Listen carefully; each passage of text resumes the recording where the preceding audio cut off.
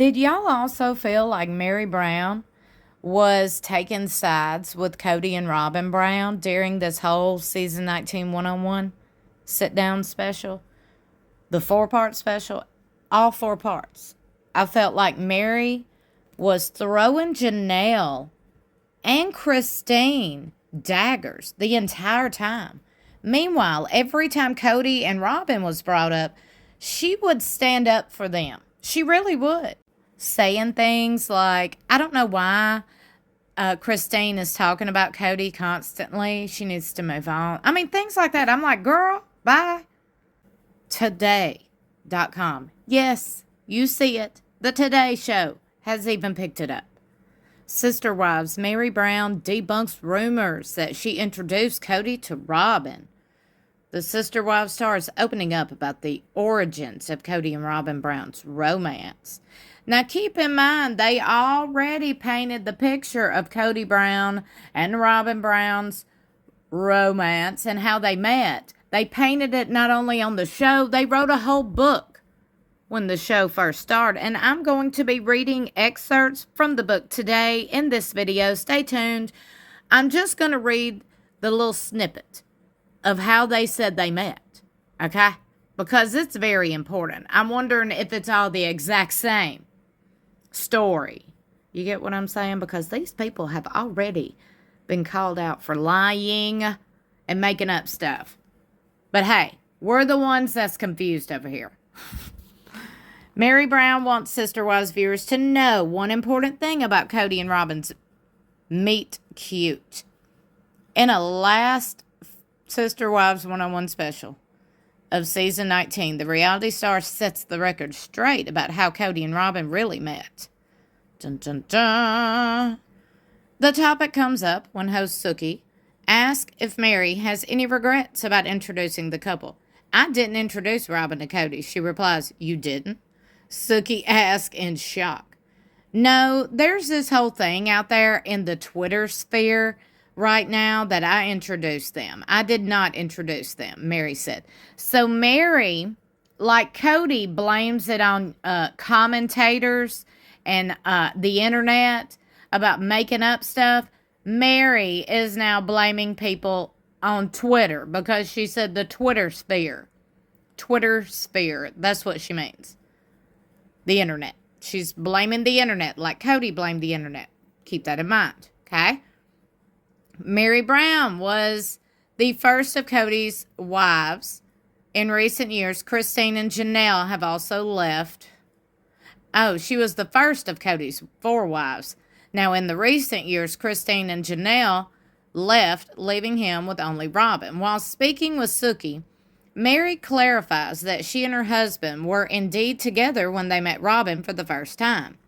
Meri said, so we're driving down the road, and our neighbors are friends. They were all outside talking, so we stopped to say hi to our friends. Okay, so first off, they were your neighbors, but you're driving by. Okay. He was talking to Robyn's cousin's husband, Reba, I guess. And she and I kind of started talking, and we just kind of felt the connection, she explains. In his own interview with Suki, Kody adds to the story, saying Meri made a connection with Robyn, and Robyn and I were kind of avoiding contact with each other. So, he says Meri. Kody Brown goes on to say he was fishing for information about Robyn's relationship status when they first started talking. I mean, Meri's right there, and besides, I was a little embarrassed because I didn't let go of eye contact for the first time I'd seen Robyn before that, he said. This was actually the second time Kody had laid eyes on his future wife, according to the episode. The first one occurred at church. Remember when the lightning bolts? Oh, yes. I see her sitting there, and I figure, okay, she's got to be about 28 or 30, and she's by herself. I made eye contact with her, and I couldn't look away, he recalls later during the interview. The couple didn't end up talking that first time around, but they shared a powerful gaze. Finally, she looks away, and I'm like, oh, I kind of woke up from a trance, Kody says. After Kody and Robyn shared their first actual conversation, Meri encouraged her husband to look into her, describing her as cute. Meri did. From there, Meri, Christine, and Kody attended a dance together where Robyn was in attendance. Christine had gone home early, and it was nearly the last dance, and Meri's like, you should go ask Robyn to dance, he recalls. When he stepped on the dance floor with Robyn, Kody said it became serendipitously beautiful experience. This dude is like word diarrhea. He likes the big words. He likes to use these poetic words. He thinks they're poetic, in my opinion. He thinks they make him sound good. I promise you that's how I feel. I mean, do you not feel that way when he starts saying things and quoting lyrics from songs like he did, Lay Me Down in a Bed of Trust? Dude, that's from a song, just like another line you used toward the end of the episode. But anyway, it's like all of a sudden there's nobody but us on the dance floor. And I'm talking to her like we've known each other our whole lives. It was the kind of safety. Here we go with that word again. Combined with just the depth of connection. She was very vulnerable, and I was at the time. There was a depth of connection that I do not believe I ever had, he said. When asked if he had a similar moment with the other wives, he said, not that I recall.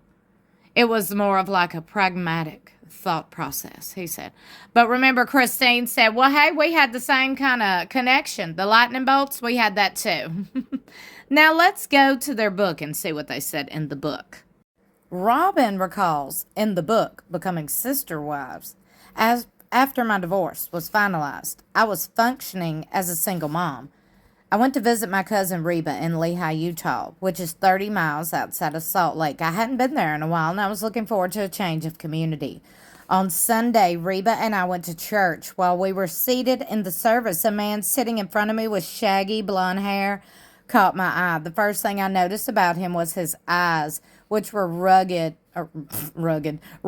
with laugh lines. I always love seeing a laugh line because they tell me someone is happy. I watched him talk with the other members of the congregation. There was something peaceful and comforting about the way he conducted himself. He was smiling and laughing at ease with himself and others. All of a sudden, he looked up and our eyes met. I'm not exaggerating when I say I felt like I had been shot through with a bolt of lightning. When this happened, I was stunned. I was embarrassed, too, and looked down at my feet. A month later, I visited Reba again. On the afternoon, I was getting ready to leave. She had a group of friends over at her house. While I was standing in her front lawn, packing the kids into the car, the same man I locked eyes with at the church drove up in a white convertible. There was a woman riding in the passenger seat. The man stopped the car and started talking with my cousin. It was like a party exploded out of that car. He was so dynamic and full of energy. Reba introduced me to Kody and his wife, Meri. I fought to suppress the memory of that electric sensation that I felt at church a month earlier. My inside personality, She-Ra, was screaming at me from inside my head, warning me not to even look at Kody. It was difficult to ignore him. He was so animated and loud, but I did. I focused on Meri instead. She was sweet and engaging.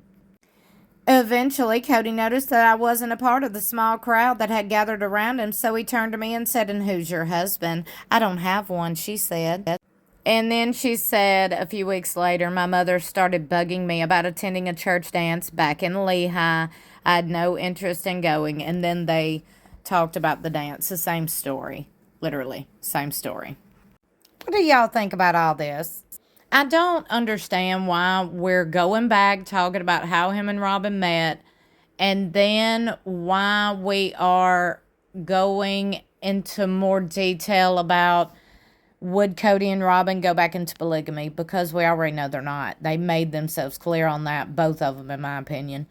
Christine, I think, was honestly hurt and felt betrayed during all this. I really do. I felt that. I was like, now I feel sorry for her. I do. She felt embarrassed. You could see it. She's like, well, I felt the same thing with Kody. I mean, I didn't know it was all about Robyn, you know, from the get-go. From the get-go. Now, Janelle, in my opinion, is over it. She's like, oh, my Lord, these people are so exhausting. And I'm so glad Janelle, you know, stood her ground when she said, I don't got to be friends with them. I don't like them. Go ahead, Janelle. My fave. Janelle has turned into my absolute favorite on this show. I love following her, and I wish her nothing but the absolute best. Stay tuned because I got a Janelle Brown update. Meri, I believe, is still in cahoots with Kody and Robyn, meaning I believe she's still talking to them. And they're still kind of directing her on how to feel and what to say, i.e., manipulation tactics. That's just what I think. But would love to know what y'all think, so meet me in the comments below. Don't forget to like and share this video and subscribe if you haven't already, and hit that notification bell beside subscribe. Make sure it's set to all so you'll be notified whenever I upload. Stay tuned. I got a lot more on the way. I love you for watching. I'll see you in my next video or in the comments below.